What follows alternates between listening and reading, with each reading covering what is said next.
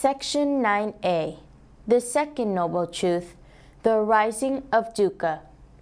Definition. The second Noble Truth is that of the arising or origin of Dukkha.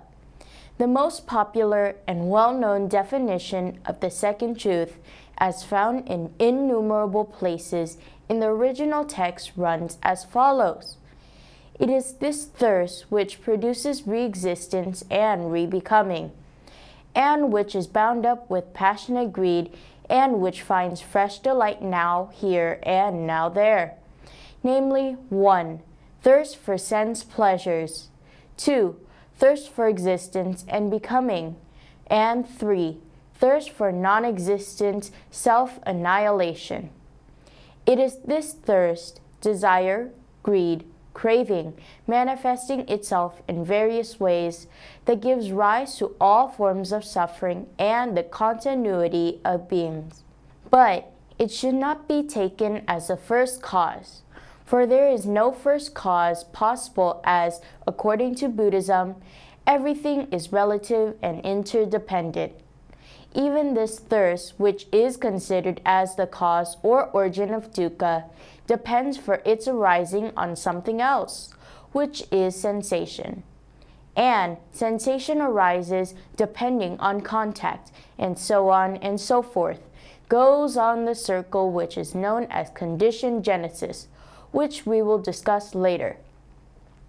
So, this thirst is not the first or the only cause of the arising of dukkha, but it is the most palpable and immediate cause, the principal thing and all the pervading thing. Hence, in certain places of the original Pali texts themselves, the definition, the origin of dukkha, includes other defilements and impurities, in addition to thirst, which is always given the first place. Within the necessarily limited space of our discussion, it will be sufficient if we remember that this thirst has as its center the false idea of self arising out of ignorance.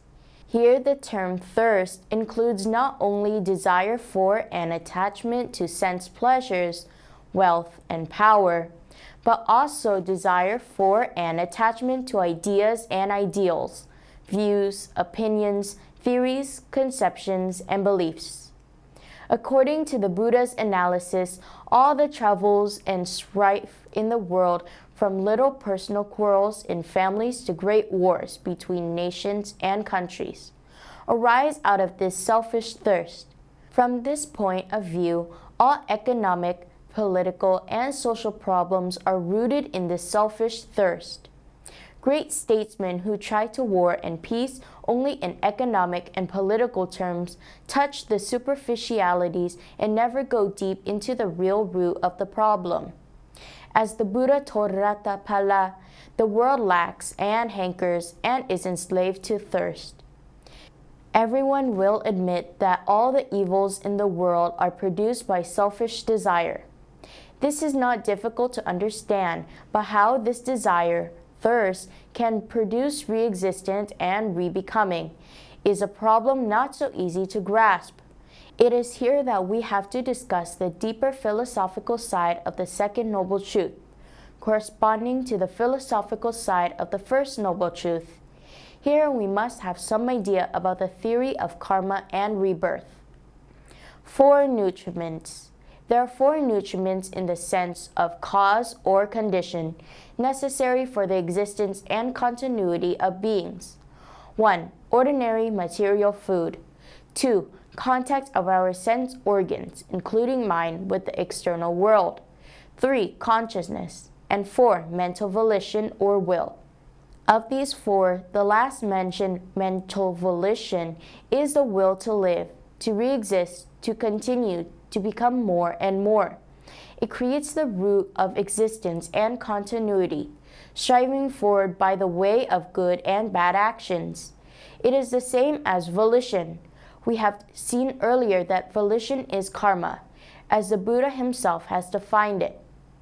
Referring to mental volition just mentioned above, the Buddha says, when one understands the nutriment of mental volition, one understands the 3 forms of thirst.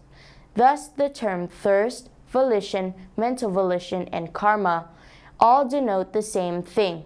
They denote the desire, the will to be, to exist, to re-exist, to become more and more, to grow more and more, to accumulate more and more.